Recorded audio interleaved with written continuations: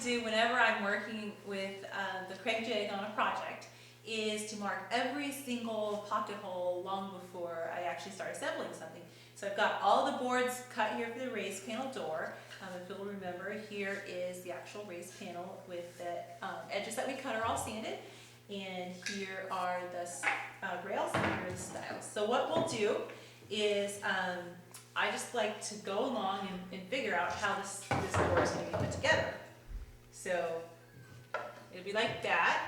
And just by looking at that, I can tell that, you know, we need to put a pocket hole there and a pocket hole there, probably two, and a pocket hole on each end of this one as well. And then pocket holes around the entire raised panel.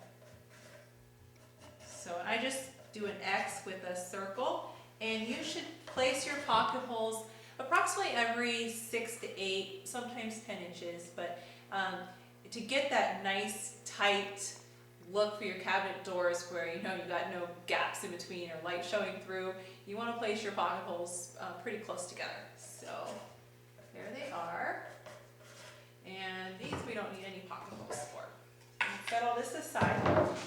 Now the next thing that we need to do is we need to set our pocket hole jig up. I use a Kreg Jig.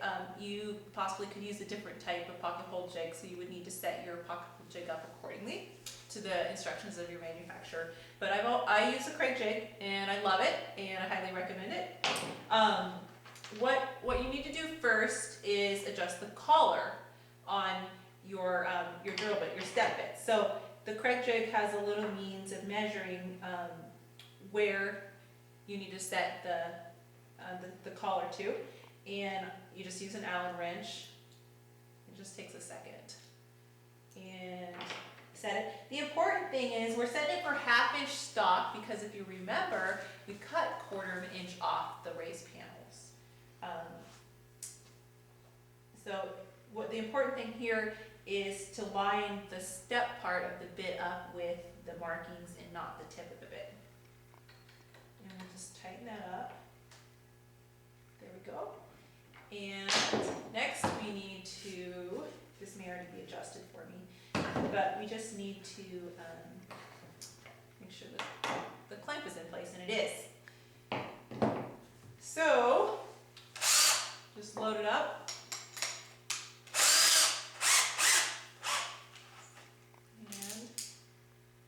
And we'll just start drilling our pocket holes.